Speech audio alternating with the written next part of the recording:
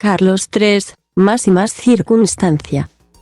La grandiosidad escénica de la ceremonia de coronación del rey Carlos III no ha atenuado el espíritu crítico de algunos analistas, que ven en la cita de Westminster mucho pasado y muy pocos anclajes con la realidad del Reino Unido en el siglo XXI y cuanto siguió a la muerte de Isabel y estuvo marcado por la deslumbrante ejecución de unas exequias propias de una superproducción de alcance y seguimiento globales, donde el resplandor de los uniformes y la precisión milimétrica de los ritos se impuso a cualquier otro sentimiento.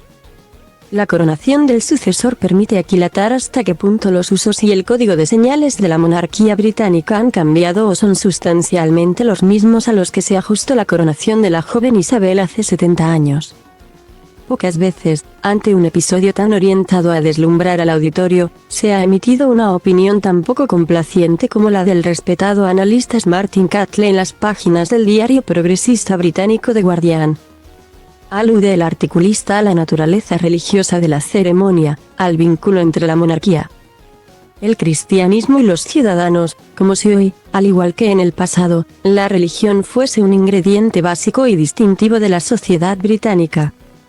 Para Catley, hay en todo ello un engaño nacional muy deliberado sobre la religión.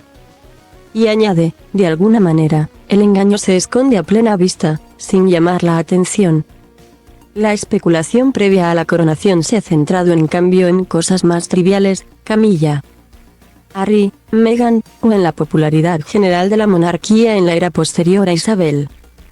Pero cuando miras y escuchas la coronación en sí, el engaño religioso es difícil de pasar por alto, y más difícil de creer.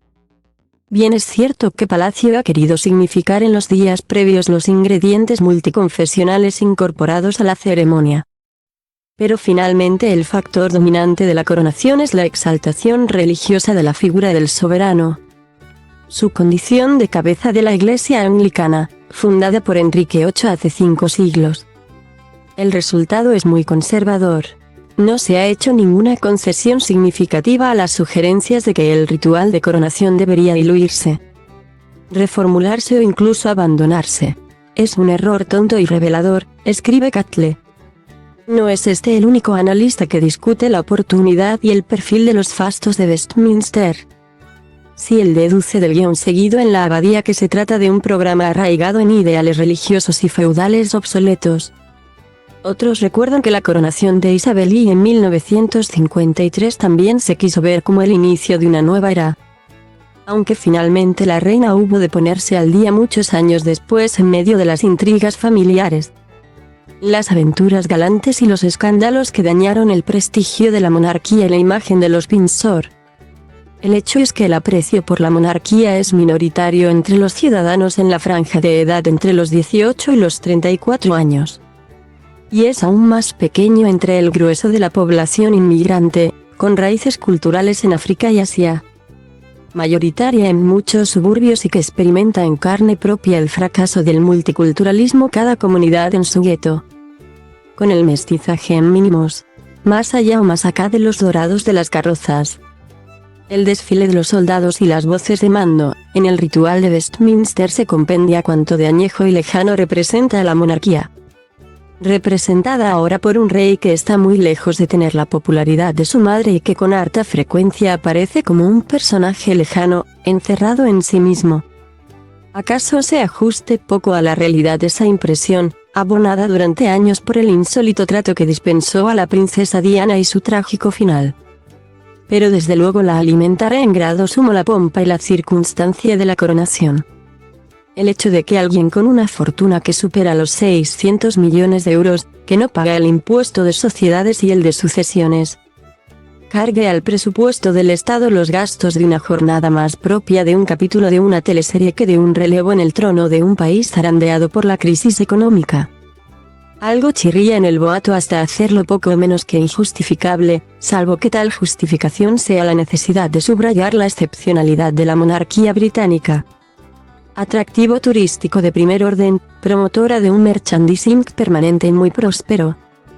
En las frecuentes digresiones de los constitucionalistas británicos acerca de cuál es el papel de un monarca a quien, a lo sumo, solo le compete una función representativa, se suele orillar el hecho de que En realidad, nadie sabe muy bien en qué consiste su trabajo. Se trata de un empleo poco específico, todo se hace en su nombre. Pero nada puede disponer más allá de los límites familiares, debe, por el contrario, atenerse a cuanto deciden el gobierno, el parlamento y los funcionarios públicos llamados de la corona, aunque es obvio que tal expresión no es más que una etiqueta. De ahí que sea tan importante en la aldea global, en el seno de una sociedad sujeta a grandes cambios. La imagen que proyecta el titular del trono, su conexión con el entorno social en el que le ha tocado vivir. Quizá cuanto rodea el ornato de la coronación sea justamente ese elemento de conexión. Pero resulta excesivamente caro y desmesurado habida cuenta su corta duración un día más la estela de las jornadas siguientes en todos los medios y en las tiendas de souvenirs. Esa sospecha creciente de que más allá de la tradición, los trompetazos, la bandera y los himnos, poco queda a la vuelta de unas semanas. O puede que sí quede en pie algo tan intangible como la seguridad de que alguien sigue habitando el palacio de Buckingham y de vez en cuando, en ocasiones excepcionales y muy escogidas, es capaz de escenificar en la calle grandezas extintas. Como ha escrito Olga Merino en el periódico, con otras palabras, William Shakespeare hubiese escrito grandes crónicas sobre la naturaleza del poder inaprensible del soberano.